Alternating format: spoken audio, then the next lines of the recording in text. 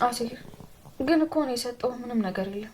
አልገባሽም? ከማንም በላይ የሆነው ስጦታ እኮ አንቺ ነሽ የሰጠሽ። እኔ ምን ሰጠው? አሴርን ሰርተሽ የሰጠሽኝ እኮ አንቺ ነሽ። ራሴን ያገኘሁት እኮ በአንቺ ፍቅር ውስጥ ነው። ምን እያልክ ነው አሴር? እውነቴን እኮ ነው አንቺው። ይሄ ገንዘብ የመጣው አንቺን ከማግኘቴ በፊት ቢሆን ኖሮ ይህን ሰዓት ጨርሼው ነበር። እሻው ምንድን ነው ማለት ያለብኝ? ምንም አትበይኝ። ይልቅ ቡና ልጋብዝሽ። ኧረ በቡና አስክር የሆነ ነገር ልታደርገኝ ወረኛ። እናማ በቃ ለስላሳሽን ተጋች። እጠጣለሁ።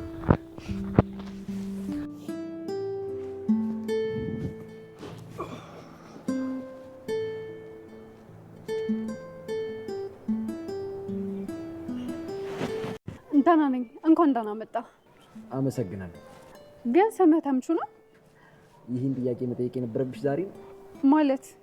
ማለት ስሜን ከሰማሽ ቆይተሻል። ያኔ ነበር መጠየቅ የነበረብሽ ብዬ ነው።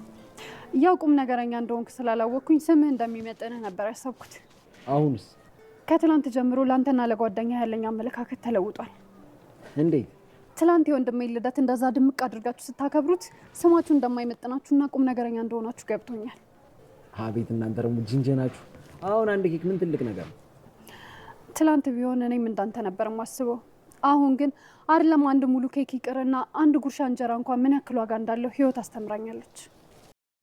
ተምቾ የድንብላልን ቅስሟን ሰበረ። ወንድሟን እንዲያሳክምላት ብር ብትጠይቀው ተምቾ ግን ይህንን ፈጽሞ አላደርገውም በማለት አመናጭቋት ሄደ ማለት ነው። እንግዲህ በዚህ ሰዓት ድንብላል በተምቾ በጣም ያላሰበችውና ያልጠበቀችው መልስ ስለሆነ በጣም ቅስሟ ተሰብሮ በጣም አዝናለች ማለት ነው። እንግዲህ ተምቾ ያደረገው ነገር ልክ ነው ብላችሁ ታስባላችሁ? በሌላ በኩል ደግሞ አሴርና ተምቹ እነ ወይዘሮ ሜላት ቤት ትልቅ ደስታን መፍጠር ችለዋል ማለት ነው። እንግዲህ የምናሴ ልደት ነበረ። የምናሴ ልደት ደግሞ ከዚህ ቀደም ሞቅ ደመቅ ባለ መልኩ ነበረ ሲከበርለት የነበረው።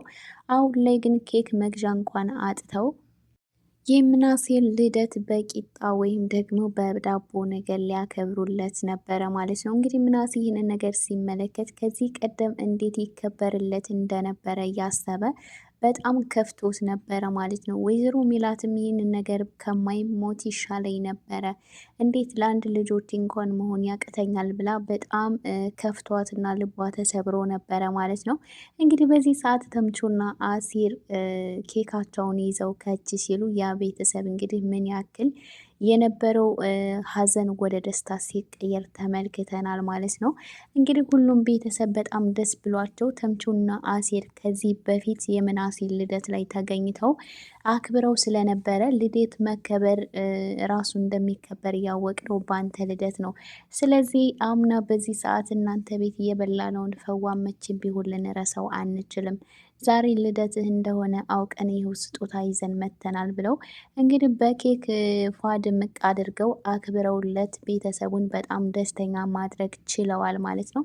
እንግዲህ ምናሴም በዚህ እዛ ቤተሰብ ትልቅ ደስታ መፍጠራቸው ደስ ብሎት እኛም ለካ እንደዚህ ማድረግ እንችላለን ለካ ብሎ ምን ያክል ሲደሰት እንደነበረ ተመልክተናል ማለት ነው። የምናሴና የተምቾ አድናቂ የሆናችሁ ይህን ቪዲዮ ላይክ እንደዚሁም ቻናሉን ሰብስክራይብ እያደረጋችሁ ቤተሰብ እንድትሆኑ ጋብዛለሁ። እንግዲህ ምናሴ ከመቼውም በላይ በጣም አስተዋይና አስተሳሰቡ ተቀይሮ በጣም ጥሩ ልጅ ሆኗል ማለት ነው። እንግዲህ ተምቾም ቢሆን አሁን ላይ በጣም አስቸጋሪ እንደሆነ አሴር ለአቶ ኖላዊ ነግሮ ስራ እንዲሰራ እንደዚሁም ደግሞ ገንዘቡን በአግባቡ መያዝ እንዳለበት እንዲመክሩት እያደረገ ነበረ ማለት ነው።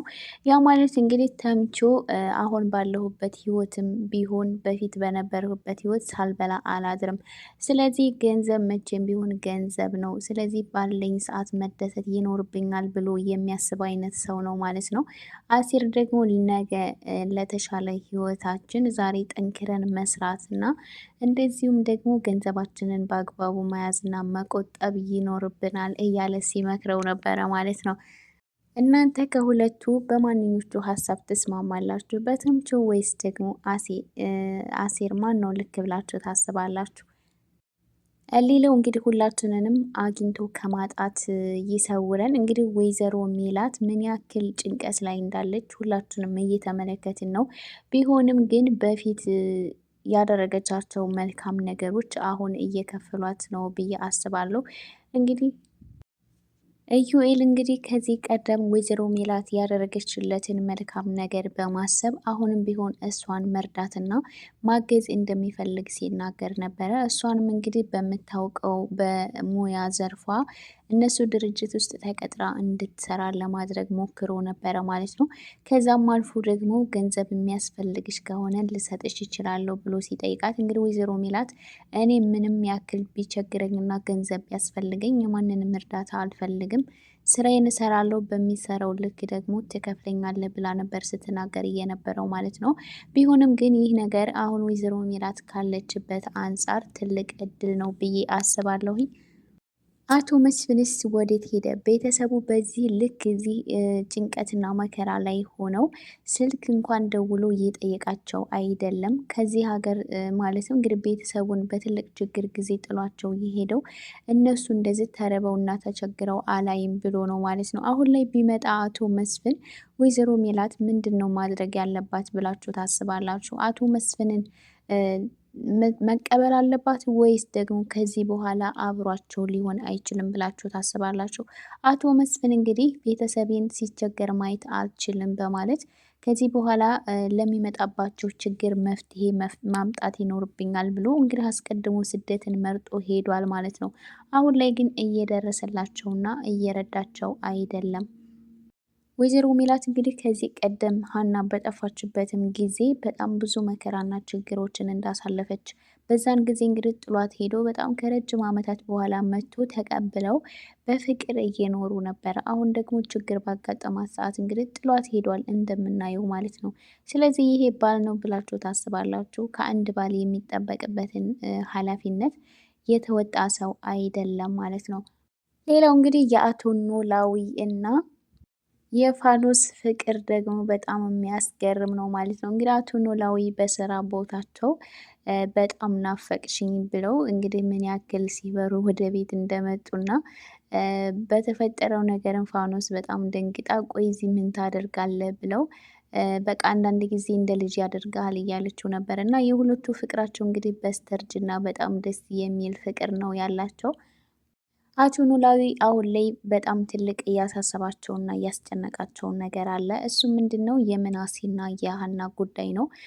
ምናሴ እንግዲህ ሀናን እሷን ላለማጨናነቅ ብሎ እየታገሳት እንደሆነ እንግዲህ አቶ ኖላዊ ቀድመው ተረድተዋል ማለት ነው። ስለዚህ መጋባት አለባቸው። ሀና ደግሞ በዚህ ሁኔታ ይህንን ነገር ልትቀበለው አትችልም። ምናሴ ደግሞ ይቅርታ አሴር ደግሞ እሷን በመጠበቅ እየተጎዳ ነው በማለት እንግዲህ አቶ ኖላዊ ሀናንና አሴርን ቁጭ አድርገው እንዲያነጋግሯቸው ፋኖስ ነግራቸው ነበረ ማለት ነው። በዚህ ሰዓት ግን ይህ ፈጽሞ መሆን የሌለበት ነገር እንደሆነ ነበር ሲነግሯት የነበረው። ነገር ግን ፋኖስ ደግሞ ሀናን ለብቻዋ ቁጭ አድርጋ ብትጋቡ የሚለውን ጥያቄ ታቀርብላታለች ማለት ነው። እንግዲህ ሀናም ከዚህ በፊትም ስትል እንደሰማ ነው ቤተሰቦቼን በዚህ ጊዜ ትቻቸውን ልወጣ አልችልም እና አሁን ላይ ለማግባት ዝግጁ አይደለሁም ብላ ልትላት ትችላለች ማለት ነው። እንግዲህ ከዚህ ቀደም ስትናገር ስለነበረ ሌላው መጨረሻ ላይ የተፈጠረው ነገር ተምቾ የድንብላልን ወንድም ለማሳከም ማለት ድንብላል እንግዲህ በጣም ቸግሯት ገንዘብ ጠይቀው ነበረ። እንግዲህ ተምቹም ደግሞ ይሄንን ነገር ፈጽሞ አላደርገውም ብሎ ነበረ አመናጭቆ ጥሏት የወጣው። ተምቾ ልክ ነው ብላችሁ ታስባላችሁ? እንግዲህ ድንብላልን የሚወዳትና የሚያፈቅራት ከሆነ ወንድሟን ቢያሳክምላትና በችግሯ ጊዜ ከጎኗ ቢሆን ምን ችግር አለው? አሴር እንግዲህ ተምቾ በተናገረው ነገር በጣም ደንግጦ ነበር ተከትሎት እየወጣው። እንግዲህ የድንብላል ወንድም ያማላያ መታከሙ አይቀርም። እንግዲህ አሴር ሊያሳክመው ይችላል ማለት ነው። እንግዲህ ተምቾ ምናልባት ሊቀልድም ሊሆን ይችላል። ግን በዛን ሰዓት የተናገረው ነገር በጣም የሚያስከፋና ድንብላልን ደግሞ ልቧ ስብር ብሎ ነበረ ማለት ነው። በጣም አዝና ነበረ። ፈጽሞ ያልጠበቀችው መልስ ስለነበረ ማለት ነው። ወንድሟም እንግዲህ እኔም እዚህ ቤት በሰው ቤት አንቺንም አጨናነኩ፣ ስለዚህ ወደ መጣሁበት እመለሳለሁ በማለት ድንብላልን ይላታል ማለት ነው። እንግዲህ ድንብላል መመለስ እንደሌለበት እና እንደምንም ብላ እሱን እንደምታሳክመው ነው ቃል እየገባችለት። እንግዲህ ወይዘሮ ሜላትም ይሄ ነገር በጣም ስላሳሰባት ወደ ዩኤል ጋር በመሄድ ስራውን እንድትጀምር ተስማምታለች ማለት ነው። እንግዲህ ወይዘሮ ሜላት ወዲያውኑ ስራውን በመጀመር ወይም ደግሞ ቀድሞ እንዲከፍላት በማድረግ ልጁን ልታሳክመው ትችላለች። አሴርም በዛ ሁኔታ ሆኖ ዝም ሊለው አይችልም ማለት ነው። ግን ተምቾ ያደረገው ነገር ልክ አይደለም። በሌላ በኩል እንግዲህ ምናሴ ስራ ቦታ መታ የተዋወቀችው አዲሷ ልጅ ማናት? እንግዲህ ይቺ ልጅ ከዚህ ቀደም ምናሴን የምታውቀው ይመስላል። እንግዲህ ምናሴን ለምን አልደወልክልኝም ብላ እየወቀሰችው ነበረ። ምናሴን መደወል አስፈላጊ ነው ወይ ብሎ ሲጠይቃት አዎ ግዴታ አስፈላጊ ነው ብለው ነበረ። ግን እሱ ስልክ ቁጥሩን የሰጠችውን ስልክ ቁጥር እንግዲህ ትላንትና ተቀብሎ ወደ ኪሱ ሲከት ወረቀቱ ወድቆበታል ማለት ነው። ያ ማለት እንግዲህ ቁጥሯ የለውም ማለት ነው። እንግዲህ ወደ ቤት ሄዶ ስልክ ቁጥሯን አውጥቶ ለመደወል ቢሞክር እንኳን ስልኳ ስለሌለው ሊደውልላት አይችልም። ይቺ ሴት እንግዲህ ድጋሚ ምናሴ ጋር መታ ለምን አልደወልክልኝም ብላ ደግሞ ድጋሚ መጠየቁ አይቀርም። እንግዲህ ምናሴ ለምንድን ነው እንድደውልልሽ እየፈለግሽው ሲላት እንግዲህ ያንን ነገር ስትደውልልኝ እነግርሃለሁ ብለው ነበረ። ሁሉን ነገር እንግዲህ ሲጠይቃት ስትደውልልኝ እነግርሃለሁ እያለችው ምንም አይነት መልስ እየመለሰችለት አልነበረም። ግን የእውነት አንተ እኔን ረስተኸኝ ነው ወይ ያለችው ነበረ። ማለት እንግዲህ ከዚህ በፊት ሁለቱ ይተዋወቃሉ ማለት ነው። እንግዲህ የሆነ ነገር እሷ ተቀይራበት እንግዲህ ምናሴ አላወቃትም ማለት ነው። እሷ ግን ስላወቀችው የሆነ ነገር ልታግዘው ወይም ደግሞ የሆነ ከሱ የምትፈልገው ነገር እንዳለ ግልጽ ነው ማለት ነው። ምክንያቱም ያለ ምንም ምክንያት እንደዚህ ልትሟዘዝበት አትችልም። ውድ የኖላዊ ድራማ ተከታታዮች እንደዚሁም የሀይሚ ቲዩብ ቤተሰቦች ለዚህ ቻናል አዲስ የሆናችሁ ላይክ እንደዚሁም ሰብስክራይብ በማድረግ ቤተሰብ ሆኑ። በቀጣይ ቪዲዮ እስከምንገናኝ ሰላማችሁ ይብዛልኝ።